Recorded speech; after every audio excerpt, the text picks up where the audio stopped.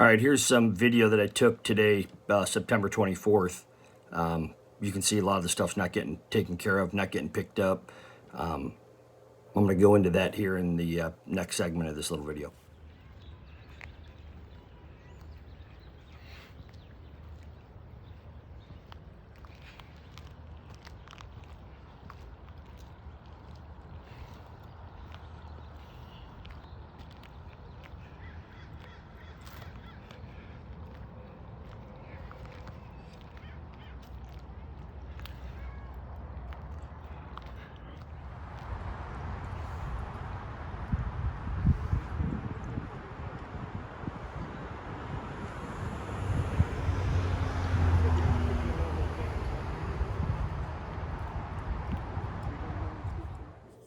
All right, good afternoon, good morning, good evening. Just a quick update on the lake because the board apparently isn't going to update anybody. They're just going to lie and bullshit their way through the entire thing or think that they're going to get away with it. I'm going to go over a few things with regards to my observations and understanding and studies that I've done with regards to algae, water in general, and having been in waterworks, for 15 years, but also in water conservation. Bottom line is, without taking a sample and test and all of that, it's pretty obvious. I think we all know that there's an algae bloom, but correctly identifying algae bloom can be done in a few different ways. One of them is by color. Clearly, this is a brown hue, golden type color, which indicates to me that there's the potential for what would be considered like a golden algae, which has like obviously toxins in it. They call it cyanotoxins, and basically cyanide being like cyanide, it's a toxic that is deadly. And the bottom line with regards to this bloom is, there's these things they call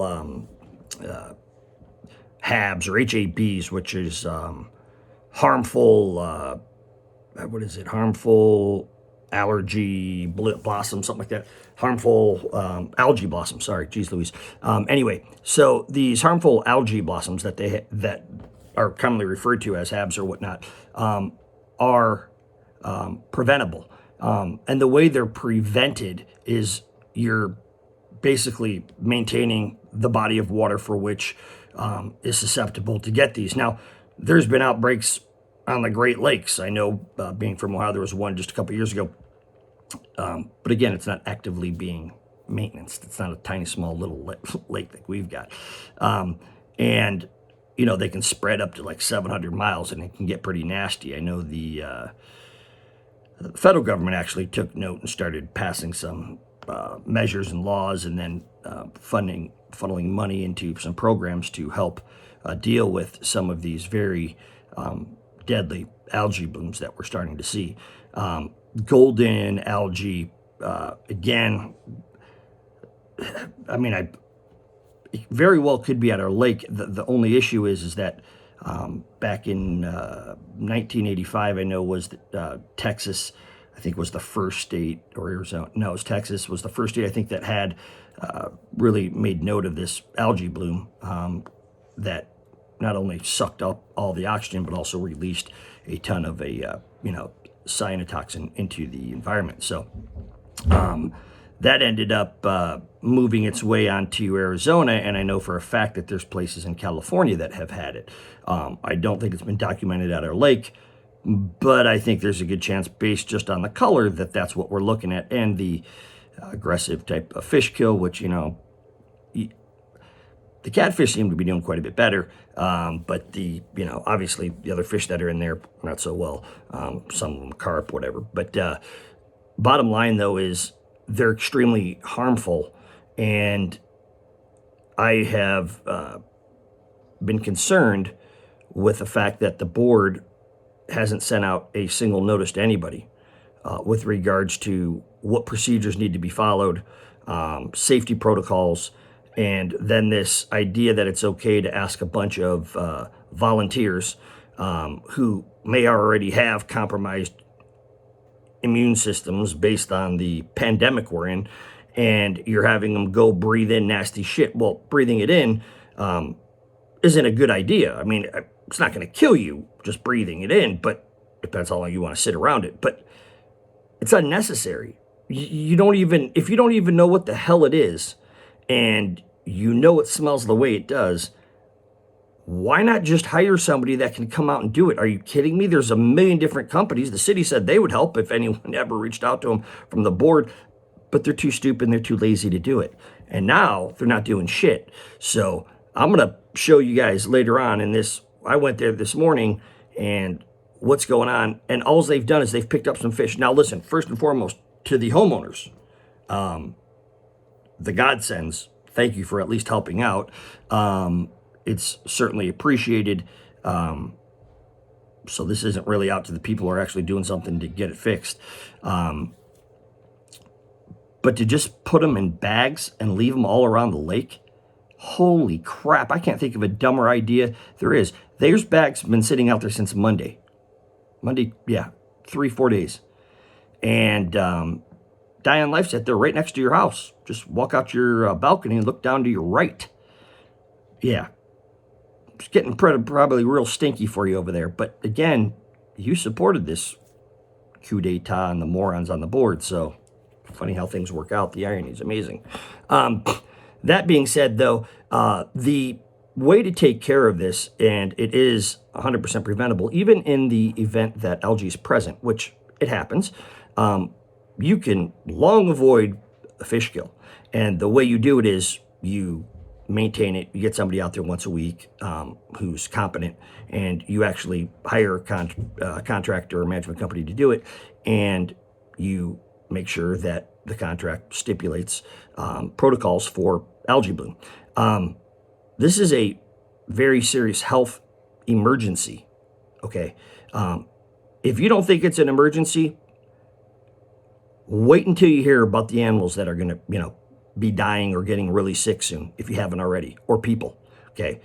The fact that the board has sat on their hands or sat on their thumb and done jack shit tells you they don't have a plan of action for anything involved. You got, Yvette 2K, Miss HR. Well, where the fuck are you?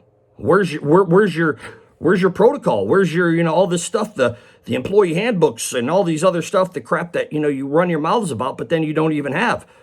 And not to get off topic, where are the employee handbooks? Word on the street is you still don't have them. Bottom line, when it comes to the lake, you have to have protocols in place. I know I did. But again, they're predicated on a knowledge base that's going to be far different than what the stooges. They don't know anything, clearly. And instead of looking out for their association, they're doing nothing and looking out for themselves and putting the lives and risking the lives of other people and homeowners by bringing them out on the lake. I mean, I know they got an email from somebody last night telling them not to do it, just like they were told not to do it when they brought people into the asbestos-filled building or whatnot over where the criminal empire used to be run out of.